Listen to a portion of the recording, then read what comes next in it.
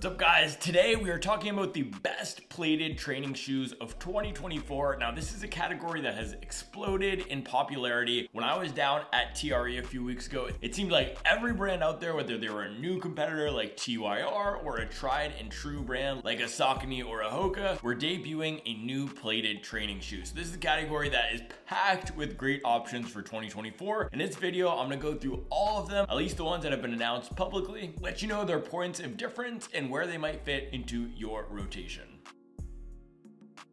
Alright guys, before we get into it today, if you haven't checked out the Running Shoe Matcher tool yet, go to runningshoematcher.com. This is a really cool tool I built that matches you with the best shoe for you based on your goals and preferences. So you can go in there, answer 5 questions about what type of shoe you're looking for, whether you like your shoes soft or firm, whether you want a daily trainer, a tempo shoe, or a race day shoe, and we match you with the best shoe for you. So it's live right now and it's free. You can check it out at runningshoematcher.com and I'll put a link in the description below. Alright, let's get into it.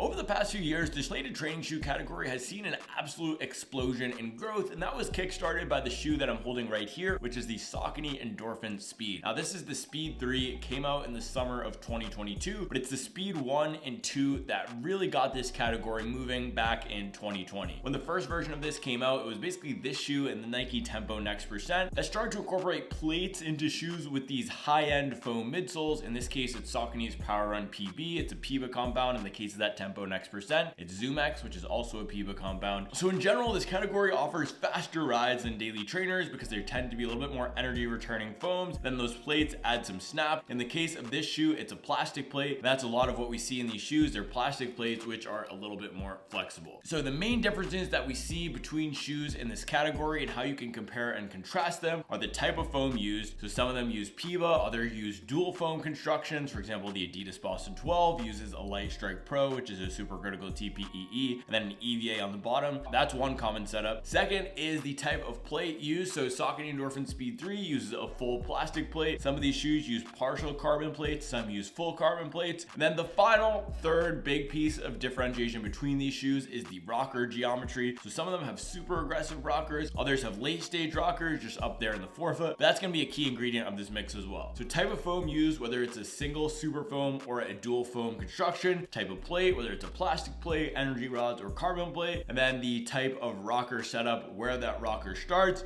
that's going to inform what type of foot strike these shoes are best for. Okay, so with that context out of the way, let's dive into the first shoe on our list. Okay, so first up we have the Mizuno Wave Rebellion Flash 2. Now, pictures of the shoe initially leaked probably 3 or 4 months ago. When they did, I was super excited about this as a true competitor to that Saucony Endorphin Speed 3, which is still one of the most respected shoes in this category. So the Flash 2 is a complete overhaul of the shoe from the Flash 1. Flash 1 was like a standard Mizuno daily trainer with a little bit more of an exciting foam in there and a little bit more of a different plate, but Mizuno's been using these plastic plate setups for a long time now. What the Flash 2 does is it completely overhauls that. It adds a huge rocker underfoot. It does that dual foam construction. So up against the foot, we have a soft and bouncy high-end racing foam. And then below, we have that more stable, a little bit firmer foam. And in between those is a standard plastic plate like we see in that Saucony Endorphin Speed 3. So what gets me excited about the shoe is the rocker geometry. It plays off of Mizuno's race shoe, which is the Wave Rebellion Pro 2. So you have a little bit of a cutout in the heel and then a super aggressive midfoot to forefoot rocker. This is also going to be a very cushioned option. If you look at this thick stack of foam here, it provides a lot of protection, and then with that plastic plate, it's going to be some nice snap. So the plate here is a glass fiber infused nylon plate, so it's going to have a little bit more snap and rigidity to it than a typical plastic plate, and with that, it's going to be priced at $160, so that's right in line with the market. Actually $10 cheaper than that Saucony Endorphin Speed 3, $20 cheaper than the Hoka Mach X. So this is one of the most affordable shoes in this plated shoe category, right there with the Adidas Boston 12, and has a very competitive foam plate rocker setup. Alright guys, next up we have the Hoka Mach X2. Now the Mach X was Hoka's first entry into this category. It has that top layer of PIBA, bottom layer of a standard EVA, and then that plastic plate in between. So the Mach X2 is using that same formula, except what they've done here is dial up that PIBA content. So there's a much thicker stack of PIBA up on top, and they've also revised the upper to give it a more race-like feel. So it seems like they're moving the shoe into a bit of a faster direction, also to make it a true alternative to carbon fiber plated racing shoes shoes and to make it a little bit more aggressive and fast than the first iteration. So first iteration of the shoe was criticized a little bit for feeling too soft, not fast enough. Version 2 looks to change that with more PIBA for more bounce and a little bit more aggressive rocker, and then that lighter weight race fitting upper. So this one is going to be available in the fall of next year. Current version is priced at $180, so I believe it's going to be around that same ballpark. Alright guys, next up here we have the New Balance SC Trainer V3. Now this is a really interesting revision because V2 used that fuel cell compound, which was a supercritical TPU EVA blend. And now in the next generation of fuel cell across the Rebel, across the SC Elite, and in here in the SC Trainer as well, New Balance is incorporating PIBA foam. So it's not a dual foam construction like the Boston 12 and the Hoka Mach X. It's 100% of the same foam, but the PIBA content in here is not 100%. So it's a mix of PIBA with some other things, and the type of fuel cell that we see in here is gonna have a little bit of a lower PIBA content than some of the other faster fuel cell shoes. So this one has a carbon fiber plate. It also has a little bit more of a padded training upper. So if we look at this shoe versus some of the others in the category, it actually looks like they're going the opposite direction a little bit with the SC Trainer V3. Yes, it does have a very high energy returning foam in here, but it seems like this is still going to be for that recovery style running or longer effort. This is definitely not a shoe where you're gonna want to take it out and be running fast repeats in. The mission here is still to take that burden off of your legs and be a great training partner, specifically for marathon training. Alright guys, next up we have the Brooks Hyperion Max 2. So of all the shoes I saw at TRE, this was in my top 3 favorite shoes that I am most excited about. So I did run in the Brooks Hyperion Max 1. I have it back there in the closet, and it was not my favorite shoe to run in. Every time I run in it, I actually took it back out of the closet and started running in it a few times last week, and it gives me this calf soreness on my left leg. I think it's because of my heel striking. It doesn't quite work for my mechanics, and I've had some other heel strikers tell me the same thing. So in the Hyperion Max 2, they're changing the geometry. It's not gonna have as big of a cutout on the back, which will make it friendlier for a lot of foot strikes. But the big deal here is that they're adding a plate, so it's now eligible for this Best Plated Trainers Roundup. And they're also revising this DNA Flash foam. So version 1 was very firm in the Hyperion Max here and in the Hyperion Elite. This is gonna be much softer. It's now a supercritical TPE EVA blend. So it's gonna have a little bit more comfort for longer effort. We've also gone up 4 millimeters in stack height, so that heel stack is now sitting around 36 millimeters, which will make a big difference, making this a comfortable shoe for 2-hour plus long runs. So I did use the first Hyperion Max for some 16-mile long runs that it took me about 2 hours, but I would not want to use that first shoe for anything longer than that. This one is definitely going to be a viable training partner for 2-hour plus 16, 18, 20, 22-mile long run efforts. Alright guys, next up we have the TYR Speedworks. Now TYR is a brand that was at TRE with a pretty big presence. They're advertising their new race day shoe, and the training companion to that is this, the TYR Speedworks. So TYR got their start in swim. They got huge in that category, moved into CrossFit over the past few years, and then during COVID they decided to expand into footwear because folks weren't going into the gym. So the results of that are 2 super new competitive shoes from this brand. First one being that Valkyrie Carbon for race day, and then second one being the Speedworks here, which is a plastic plated version of that, playing off that Saucony Endorphin Pro speed pairing setup. So speaking of those Sauconys, this is a very similar foam. It's a beaded PIBA, but the difference is the rocker geometry. So in these shoes, instead of going with that full, almost canoe-like rocker that we see in the Saucony, they've gone with that 4-foot rocker. So this is really a shoe designed for 4-foot strikers. Also, to give it a little bit more stability, it has a wider base. So they told me these shoes are designed for former athletes, so CrossFit folks or other former athletes who tend to run up on the balls of their feet, of their toes.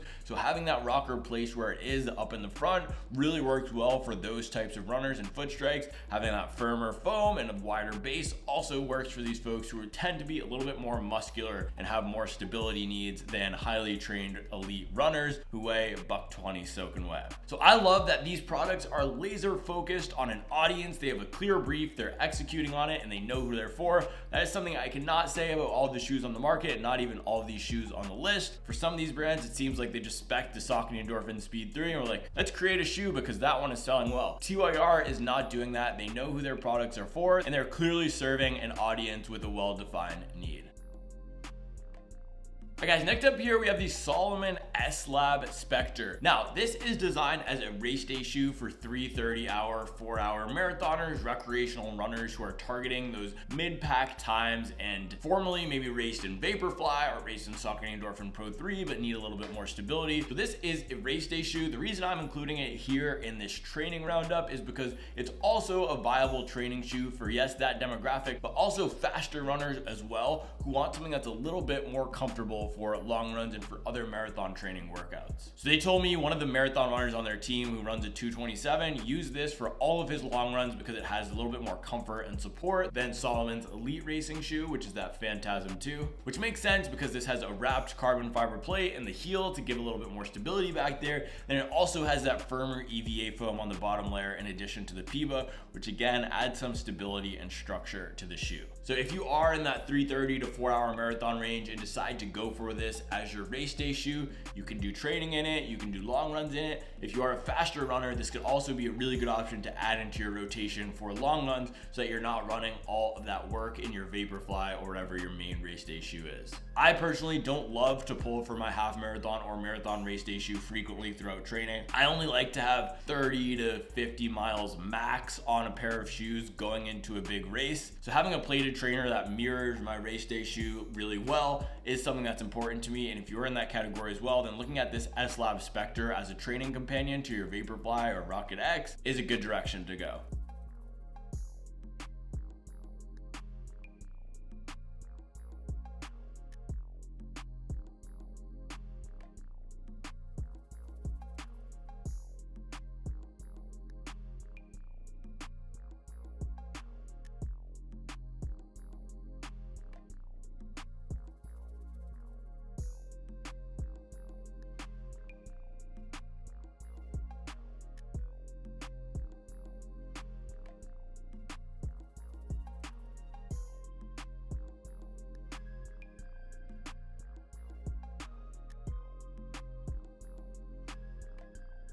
All right, guys, next up here we have the Saucony Endorphin Speed 4. Now, this is a big departure visually from what we see in the Speed 3. It looks like they're going with the dual foam construction. They've played a lot off of what that Boston 12 looks like. They almost spec'd the midsole setup exactly and then copy and pasted it onto the Speed 4. But to me, holding it in my hands, it did not feel like a big departure from the Speed 3. They're using similar materials. I didn't confirm how much Power Run HG, if at all, is in here. But what you're seeing on the outside here is still that Power Run PB, and then there's still that plastic plate in the midsole, which you can see through the bottom here. So Saucony is the leader of this market. They're not going to mess with the formula too much here. They have gone with the new revision of the design language. But other than that, if you liked the Speed 3, you should like the Speed 4. It's not the fastest shoe in this category, but it also is one of the most comfortable shoes in this category. Padded upper, nice planted wider base, that PIBA foam, which is comfortable but also peppy. So if you're in the Speed camp before, you should be in the Speed camp for the 4.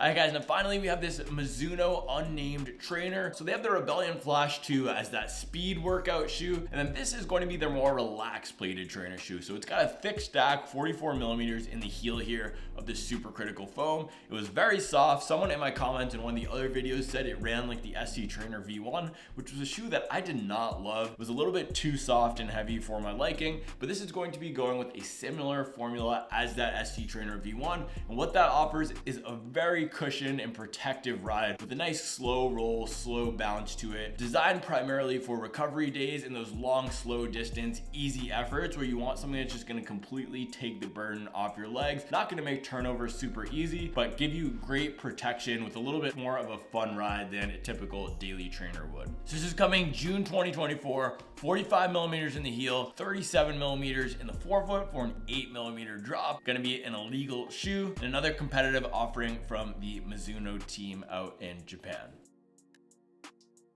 So before we wrap, I want to mention some other shoes which didn't make it into this list, either because I wasn't able to get footage on them or they're under embargo. And so a few of those are the Puma Deviate Nitro 3. I didn't get access to that shoe. They told me they weren't showing it at TRE. Some other folks did get video of it, so I'm sure you'll see those going up in January. Adidas Boston 13, I didn't see that either. I'm guessing we're just gonna get an upper update on that one as well, because the Boston 12 was a big departure from the 11 and that was an overhaul. So Boston Boston 13, didn't see that, guessing it's an upper update. Nike has a TBD plated trainer coming in 2024 as well. So they told me they were cooking up something to compete in this market segment. Didn't give me a name, didn't give me any details, but we should have something coming here to replace that Tempo Next Percent, which will not be getting a new generation. And then finally, the ASICS Magic Speed 4. ASICS was extremely tight-lipped. I was mad uncomfortable in their booth. I didn't know what was happening. They wouldn't give me any info. It's like they didn't even want to talk to any media, but I managed to get a soft confirm from them that the Magic Speed 4 is coming next year. And if you are on Instagram, I'm sure you've started to see some pictures float around of what could be the Magic Speed 4. Of course, I didn't get footage, I didn't get information, but Magic Speed 4 likely coming next year. Now, if you're curious about Super Blast, I'll be discussing that one in the non-plated workout shoe video. All right, guys, so there you have it. That is the